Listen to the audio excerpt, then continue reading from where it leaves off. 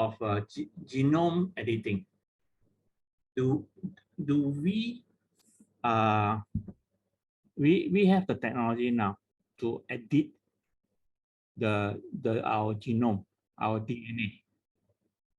Okay, the CRISPR is so easy to use.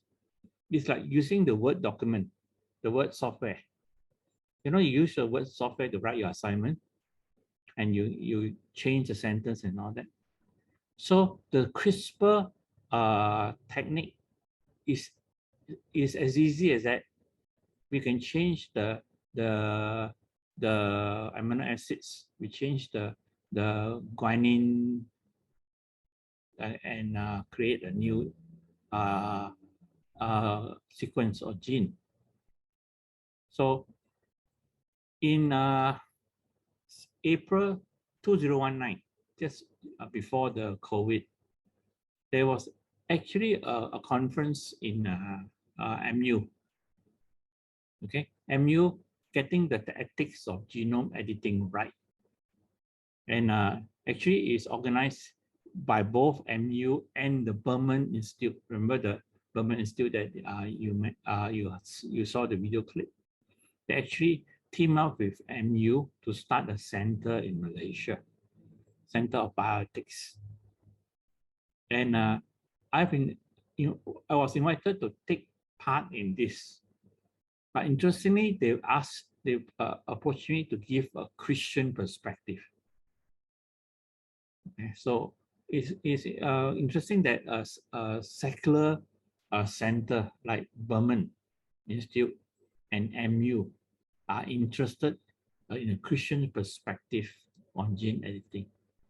So I was there, and also there was also an Islamic scholar who is the major in Islam law, also to give the Islamic perspective to that. So it's a multi-perspective, and I'm very glad that they are actually taking into consideration religious contribution to the scientific approach. So what is CRISPR? Okay, CRISPR is, as I said, editing the genome. The CRISPR is a tool for cutting DNA at a specifically targeted location. The technique has already revolutionized gene editing, but scientists are always looking for new possibilities. So what else can CRISPR do?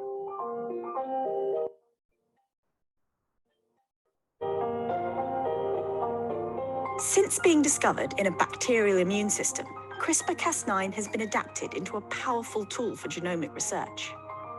There are two components to the system: a DNA cutting protein called Cas9 and an RNA molecule known as the guide RNA. Bound together, they form a complex that can identify and cut specific sections of DNA. First, Cas9 has to locate and bind to a common sequence in the genome called a PAM. Once the PAM is bound, the guide RNA unwinds part of the double helix. The RNA strand is designed to match and bind a particular sequence in the DNA. Once it's found the correct sequence, Cas9 can cut the DNA. Its two nuclease domains each make a nick, leading to a double-strand break. Although the cell will try to repair this break, the fixing process is error-prone and often inadvertently introduces mutations that disable the gene. This makes CRISPR a great tool for knocking out specific genes. But making double-strand breaks isn't all CRISPR can do. Some researchers are deactivating one or both of Cas9's cutting domains and fusing new enzymes onto the protein. Cas9 can then be used to transport those enzymes to a specific DNA sequence. In one example, Cas9 is fused to an enzyme, a deaminase, which mutates specific DNA bases, eventually replacing cytidine with thymidine. This kind of precise gene editing means you could turn a disease-causing mutation into a healthy version of the gene, or introduce a stop codon at a specific place. But it's not all about gene editing.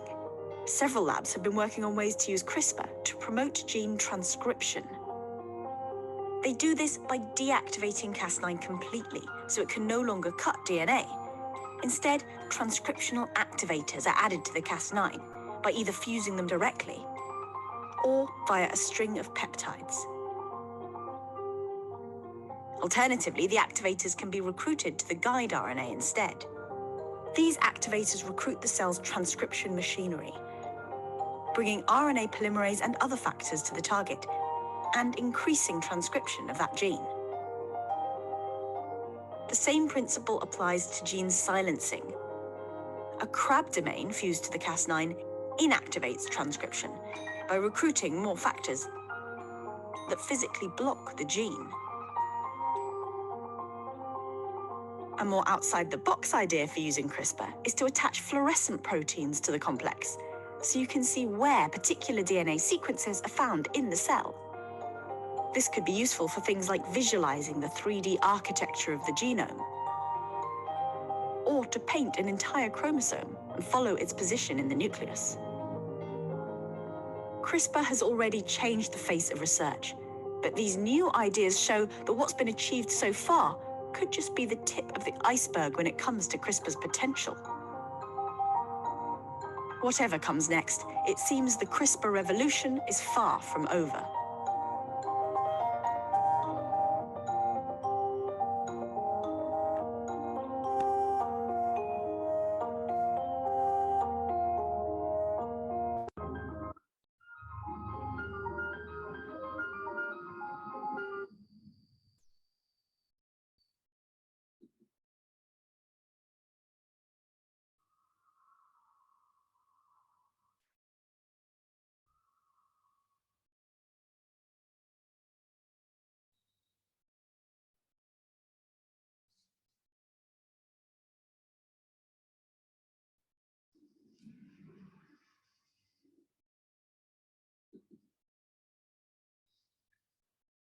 So what are your impressions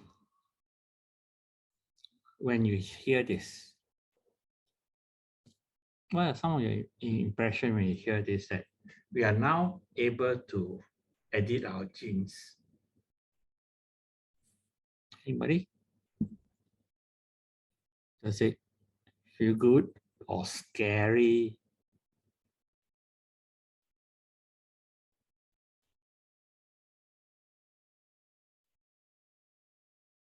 Esther, what do you think?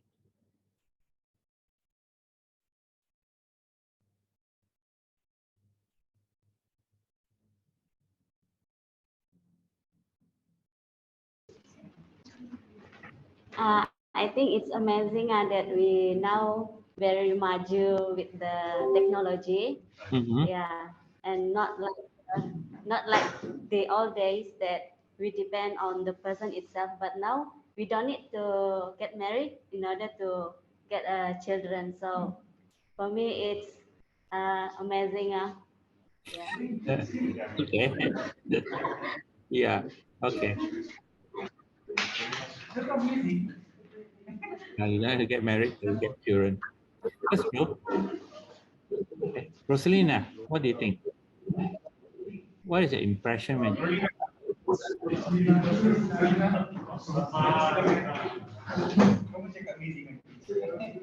Rosalina?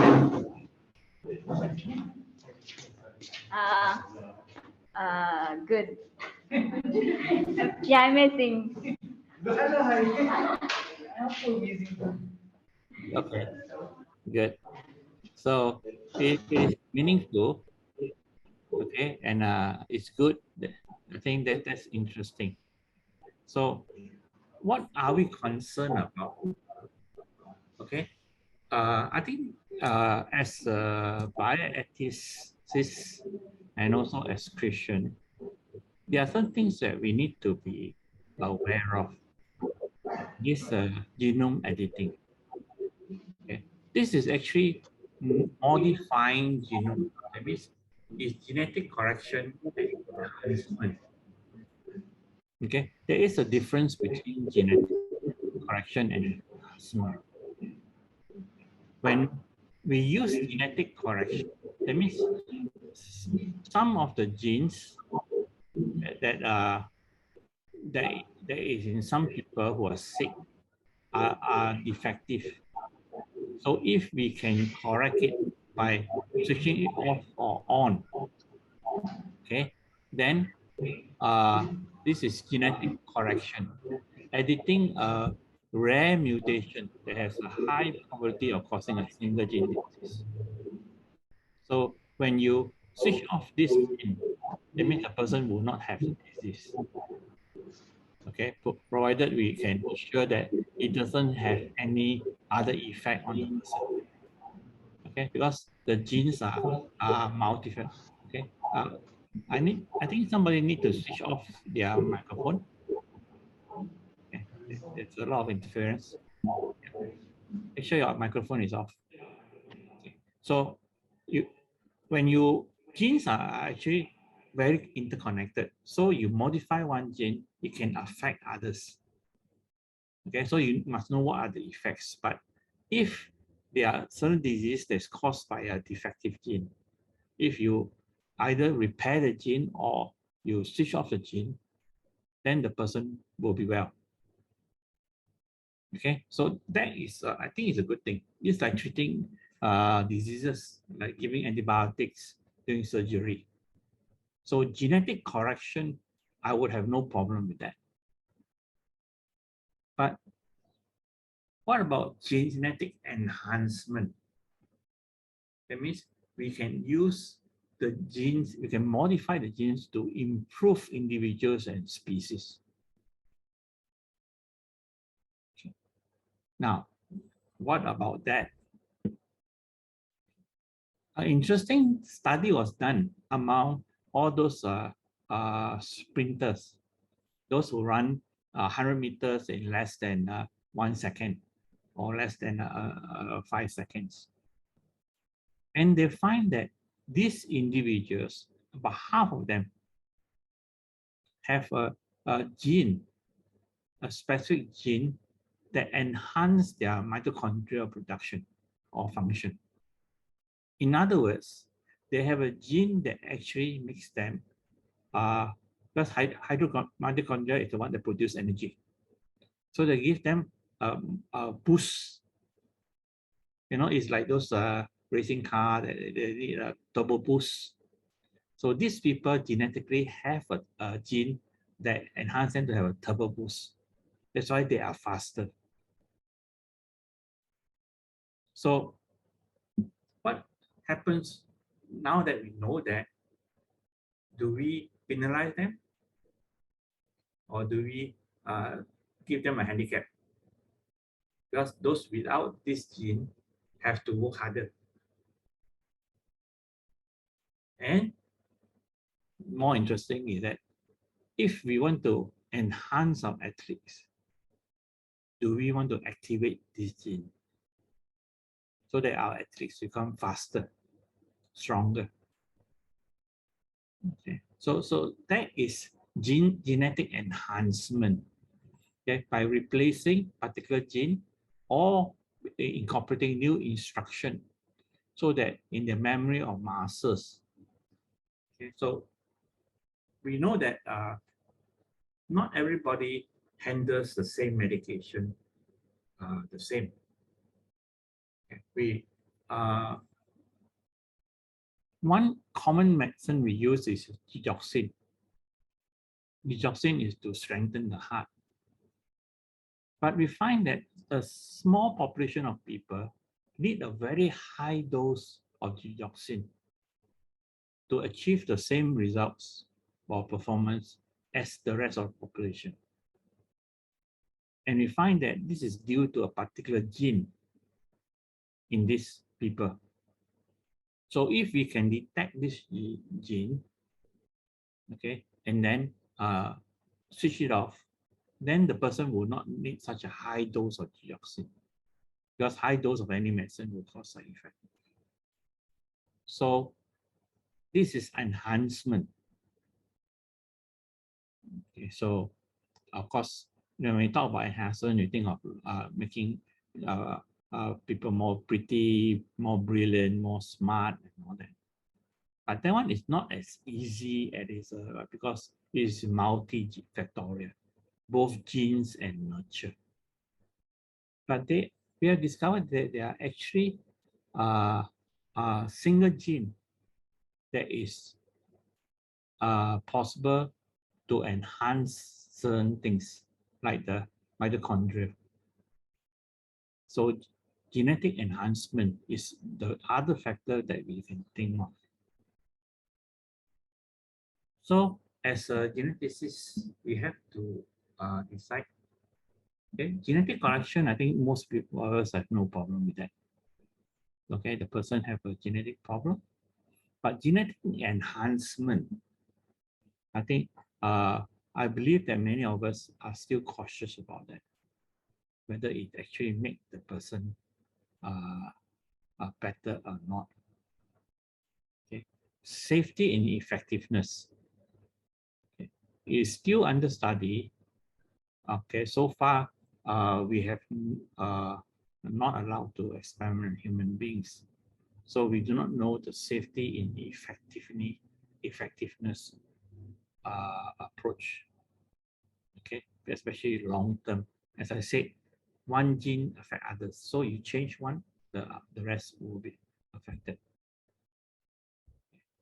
Existence of alternative approaches. I think so far, I mean, the general scientific community has been very responsible and cautious. So they don't allow any experimentation on human beings. Okay, and most of the world has agreed to that, except China. China doesn't not bothered about this. So all types of funny things going on in China. And about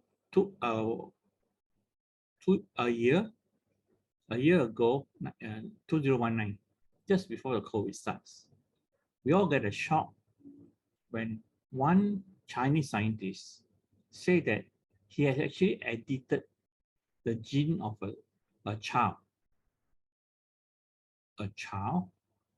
against getting HIV. Yeah, because there is a gene that if you switch off this gene, then the child does not get infected by HIV. So according to this scientist, the child is already born. He has modified the gene and the child is already born. Okay, but they don't, there's no detail on where this child is, how the child is doing. Okay, but that is a scary thing because there's no control. We do not know. Okay. And the thing is that you switch off the gene for this child, so he won't get HIV. But we find that what happened is about alternative approaches. Okay, our advances in HIV treatment has improved a lot until such that now HIV is not a problem. I think you don't hear much about HIV anymore because we have drugs that actually inhibit the virus from growing. Maybe in a few years, we may even eradicate the virus, kill off the HIV virus. So we have a child that is genetically modified not to get HIV, when there is a possibility that a few years down the road, it won't get HIV anyway. So that is something that we need to think about. Off-target results. We do not know switching off this particular gene will cause anything else in the child. Okay, and since the when it was reported by this Chinese scientist, there was a big hue and cry, and then he disappeared back into China. So nobody knows what is happening. So nobody knows what are the off-target results. And what is more worrying is the epigenetics. That means things that surrounding the genetics.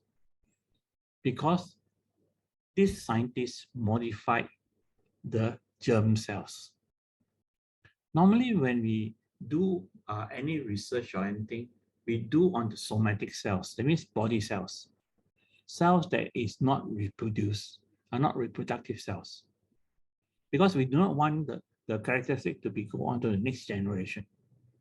We do not know what will happen in the next generation. Would they affect the next generation or the generation after next? So we always restrict all experimentation to somatic cells. But these scientists experimented on germ cells, which means that if the child grow up and reproduce, it will be transferred on to the next generation and the next generation after. So that is, this is real. This is not science fiction. This is not movies. But what happens to the future generation? So it shows that, yes, the technology is very advanced, but it also shows that scientists are responsible people. Okay, we always have this impression that, oh, scientists are irresponsible, they do everything, they try to play God. Okay, no scientists ever try to play God. Scientists are actually quite responsible. But there are countries where they are very loose control, they can do anything they want. So not all scientists are responsible, but most scientists are responsible people. So there are the effects. So as I present the paper, this is what I say, that research and clinical studies on genetic correction, okay, know that this is genetic correction, should continue with adequate oversight. That means we don't say no. You still continue the correction, but especially genetic correction for a single gene, but with adequate oversight. That means there must be a body or committee overlooking the experiment. Okay. One of the things I always feel very strongly is that as Christians, okay, as the church, we are reactive rather than proactive. We tend to react against things like IVF, like surrogate mothers, okay, of like gene editing. We tend to react and say, no, we shouldn't do that. God, if God has God will not allow us to do that. But we are reactive. Always believe that as Christians, we should be proactive. That means we get engaged with the issue, we know the facts, and then we try to work with the facts and see whether it fits. If it really cannot, then we say no. Okay, so I presented that genetic correction should continue with adequate oversight. But genetic enhancement, maybe we should put a stop to it. Okay, we don't say no, we say that we will review in 5 years' time. Because in 5 years' time, there will be new technology, new discovery that makes all this irrelevant. So, instead of being reactive, we should be proactive and say, let's put a moratorium on it. That means we put a 5-year ban, called ban of it, or we stop research for funding for research for that. Okay, and then after 5 years, we review. And you'll be surprised that in 5 years, there are many changes. So we must learn to be proactive and reactive.